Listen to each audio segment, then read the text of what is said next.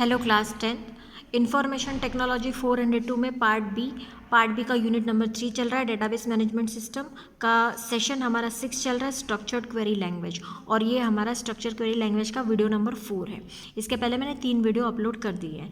तो video number 4 में हमको देखना है कि कैसे डिस्क्राइब करना है और मॉडिफाई कैसे करना है, अपडेट अल्टरिंग कैसे करना है, वो सारी चीज़ें हमको इस वीडियो में देखनी है। और शायद इस वीडियो में आपका ये जो सेशन है कंप्लीट हो जाएगा। So let's get start with weaving a table structure. तो टेबल का स्ट्रक्चर कैसे दिखाई देता है, तो हमने पहले भी पढ़ा था। डिस्क्राइब कमांड होती है, डिस्क्राइब कमांड के थ्रू आप टेबल का स्ट्रक्चर देखते हो। तो हम डिस्क्राइब या तो पूरा भी लिख सकते हैं या फिर DESC करके भी हम लिख सकते हैं, DESC टेबल नेम। इस तरीके से आपका टेबल का स्ट्रक्चर जो पूरा शो हो जाएगा, जिसमें आपका कॉलम नेम, आपको कॉलम के नेम दिखते हैं, कॉलम की डेटा टाइप दिखती है, उनके साइज दिखते हैं, कोई कंस्ट्रेंट लगाया क्या, वो भी सब आपको दिख जाता है उसमें। हाँ, लेकिन उसमें का अंदर का डेटा नहीं आपको दिखता, सिर्फ उस टेबल का स्ट्रक्चर आपको दिखता है। उसके बाद inserting data into another table. अब अनदर टेबल में कैसे इंसर्ट करना है डेटा, वो हम देखेंगे। आपने इसके पहले इंसर्ट कमांड भी देखी थी। इंसर्ट कमांड में क्या था, हम सिंपली लिखते थे insert into table name values, और वैल्यूज़ हम इंसर्ट कर देते थे, है ना। तो या फिर हम इस तरीके से भी लिखते थे कि यहाँ पे हम पहले कॉलम नेम देते थे, insert into table name, then column name, उसके बाद वैल्यूज़ लिख के हम वैल्यूज़ लिखते थे। तो इस तरीके से हम इंसर्ट कमांड हमने पढ़ा। लेकिन यहाँ पे अब सिलेक्ट कमांड के थ्रू, मतलब एक टेबल से डेटा निकाल के दूसरे टेबल में हम कैसे इंसर्ट करेंगे वो हमको देखना है। हाँ, लेकिन दूसरे टेबल का जो स्ट्रक्चर है वो दोनों भी टेबल का स्ट्रक्चर मैच करना चाहिए, तभी आप उसमें इंसर्ट कर सकते हो, है ना। So insert command can also be use to take और derive values from one table and place them in another by using it with query। तो क्वेरी के थ्रू आप, सिलेक्ट क्वेरी के थ्रू आप दूसरे टेबल में डेटा इंसर्ट कर सकते हो, लेकिन मेक श्योर कि जो कॉलम है और कॉलम का सीक्वेंस है, ऑर्डर है, वो बिल्कुल सेम होना चाहिए। To do this simply replace the values clause with an appropriate query and show in following example. यहाँ पे एक एग्जाम्पल दिया है, जैसे कि ब्रांच 1 एक कोई टेबल है, तो हम ब्रांच 1 में डेटा इंसर्ट कर रहे हैं, तो इंसर्ट इनटू ब्रांच 1, और यहाँ पे लिखा है सिलेक्ट स्टार फ्रॉम ब्रांच 2। तो ये कहाँ से डेटा कहाँ जा रहा है, यहाँ से सिलेक्ट क्वेरी से पूरा का पूरा डेटा रिट्रीव होगा। कहाँ से, ब्रांच 2 में से, ब्रांच 2 टेबल में से पूरा का पूरा डेटा रिट्रीव होगा और इंसर्ट होगा किसमें, ब्रांच 1 में। तो ये क्वेरी आपकी समझ में आ रही है। हमने क्वेरी क्या दिया कि ब्रांच 1 टेबल में हमको इंसर्ट करना है, कहाँ से, ब्रांच 2 टेबल्स में। तो इसलिए क्वेरी दिया insert into branch 1 select star from branch 2। लेकिन मेक श्योर हाँ, दोनों भी टेबल में कॉलम का ऑर्डर सेम होना चाहिए और सेम कॉलम होने चाहिए, डेटा टाइप उनकी सेम होनी चाहिए।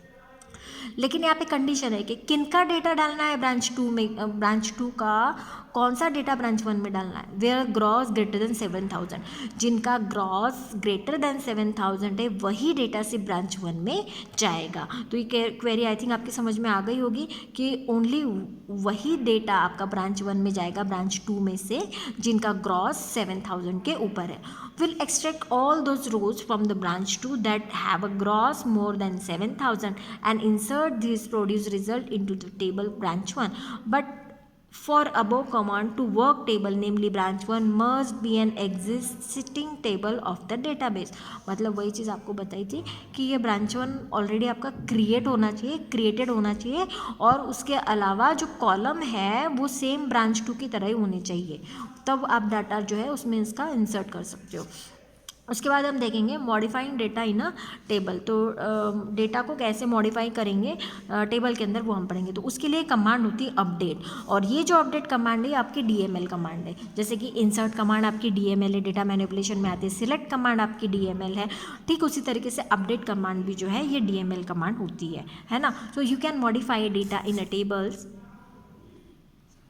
using a update command. DML command of SQL, the update command specify the rows of to be a change using a where clause and a new data using the set keywords। तो set keywords के through हम यहाँ पे set करेंगे। अब यहाँ पे एक एग्जाम्पल दिया गया, for example to change the reorder level ROL of all the items to 250 the would write. अब यहाँ पे देखो आपने क्या किया, सेट अपडेट आइटम्स क्या है, ये टेबल का नाम है ना। और सेट क्या सेट करना है, ROL सेट करना है, रीऑर्डर लेवल सेट करना है। ROL आपने 250 सेट किया। अब इस क्वेरी से क्या हो रहा है, यहाँ पे आपने कोई वेयर क्लॉज नहीं दिया है। वेयर क्लॉज नहीं दिया है मतलब ये पूरी की पूरी रो, जितनी भी नंबर ऑफ रो है आपके इस आइटम टेबल के अंदर, सबकी ROL कितने से सेट हो रही है, 250 से सेट हो रही है। ऐसे नहीं कोई पर्टिकुलर एक रिकॉर्ड की हो रही है। यहाँ पे इस क्वेरी से कंप्लीट टेबल में अंदर जितनी रो होंगी सब की सब ROL 250 से सेट हो रही है। हाँ, अगर आपको किसी पर्टिकुलर रो के लिए सेट करने तो आपको आगे वेयर क्लॉज लगाना पड़ेगा, जैसे कि नेक्स्ट क्वेरी में दिया गया है to update ROL and QoH of for item having item को लेस दैन IO040। तो ये लेस दैन IO040 जिसका होगा उसी के लिए ये वैल्यू सेट करेगा। तो आप देखो कि दोनों फील्ड कॉमा करके यहाँ पे सेट किए हुए, update item set ROL this 400 and QoH this 700 और हमने वेयर क्लॉज यहाँ पे लगाया I code is less than IO40। इस तरीके से आप जो है अपडेट कर सकते हैं रो को। अब यहाँ पे नेक्स्ट एग्जांपल और भी दे रखा है। यहाँ पे क्या दे रखा है कि जो ग्रॉस है उस ग्रॉस में मल्टीप्लाई 2 करके होना चाहिए, लेकिन कहाँ पर, जिनकी ग्रेड E3 है या फिर जिनकी ग्रेड E4 है। और लगाया है मतलब या तो E3 जहाँ पे होगा ग्रेड वहाँ पर और जहाँ पे ग्रेड E4 होगा वहाँ पर, इन दोनों में आपको जो ग्रॉस है मल्टीप्लाई करके 2 आना चाहिए। तो डबल द ग्रॉस पे of employees of grade E3 and E4 you use the command that is this. ये वाली कमांड आपको यूज़ करनी पड़ेगी। Update is a DML command. Update जो है ये DML कमांड है आपकी। Now deleting from a table में से अगर रो को डिलीट करना है तो आप कैसे करेंगे? So it is very simple, delete from employ. अगर हम सिर्फ इतना देते हैं डिलीट फ्रॉम एम्प्लॉय, सिर्फ इतना कमांड देने से आपका होगा सारी की सारी रो आपकी डिलीट हो जाएगी। हाँ, लेकिन आपको कोई पर्टिकुलर रो डिलीट करनी है तो उसके लिए आपको आगे वेयर क्लॉज देना पड़ेगा। तो हमने वही किया है यहाँ पे, delete from employ where gross less than 2200।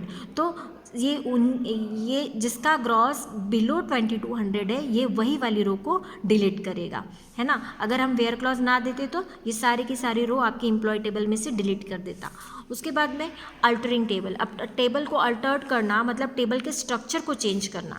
Table को अल्टर करना मतलब टेबल के स्ट्रक्चर को चेंज करना, और ये टेबल के स्ट्रक्चर से रिलेटेड कमांड है, इसीलिए ये आती है DDL में। This alter table is a DDL command. Okay, अब अल्टर टेबल में यहाँ पे आप 2 चीज़ें होती है। अगर कोई आपको नया कॉलम ऐड करना है so you need to add keyword. यहाँ पे आपको ऐड कीवर्ड लिखना पड़ेगा। अगर हाँ एग्जिस्टिंग कॉलम में ही कुछ चेंजेस करने तो आपको मॉडिफाई यूज़ करना पड़ेगा, ठीक है। तो यहाँ पे देखो ऐड कमांड के लिए आपको कैसे करना पड़ेगा, alter table name, add column name and data type. इस तरीके से आप जो है अल्टर करोगे, मतलब ऐड कर रहे हो, नया कॉलम आपने ऐड किया। अब दूसरे में आप मॉडिफाई कर रहे हो, मतलब ऑलरेडी टेबल में वो कॉलम है और उस कॉलम का आपको क्या करना है, डेटा टाइप चेंज करना है या उसकी साइज़ चेंज करनी है, तब आप क्या करोगे, मॉडिफाई करोगे। तो alter table name, modify column name, char और जो भी साइज़ आपको देना है वो आप लिखोगे यहाँ पर। Sometimes you may need to change the name of one column to your column, है ना। आपको कॉलम का नेम चेंज करना है। For this you can use the change clause after alter command. तो अल्टर कमांड में आप चेंज कॉलम कमांड करके देंगे, alter table change column, old column name, new column name, इस तरीके से। तो यहाँ पे देखो आपको कैसे करना है, alter table customer change first name को हमने चेंज किया फर्स्ट नेम से, तो complete column description is given along. यहाँ पे फर्स्ट नेम लिख रहा है, यहाँ पे पहले हमने दिया था फर्स्ट अंडरस्कोर नेम, अब ये किससे चेंज हो गया, फर्स्ट नेम कंटिन्यूशन में लिखा है, तो कॉलम नेम आपका चेंज हो गया। उसके बाद में ड्रॉपिंग टेबल ड्रॉप करना मतलब टेबल की रो ही नहीं, सिर्फ टेबल ही पूरा का पूरा डिलीट कर देना डेटाबेस में से, ये होता है ड्रॉप कमांड, है ना। तो drop table command DDL command, ये जो ड्रॉप है क्योंकि ये टेबल का स्ट्रक्चर ही पूरा डिलीट कर रहा है इसीलिए DDL में आएगा, तो ये DDL कमांड है। So let's you drop a table from the database, पूरे डेटाबेस में से आपके ये टेबल को डिलीट करने के लिए देता है। तो इसका सिंटैक्स क्या है, drop table if existent table name, तो हम क्या लिखते हैं, ड्रॉप टेबल नेम। तो ड्रॉप टेबल नेम लिखा, इससे आपका जो पूरा का पूरा जो टेबल है वो डेटाबेस से ही डिलीट हो जाता है। और इफ़ एग्जिस्ट मतलब ये है कि अगर है तो वो डिलीट करेगा, है ना।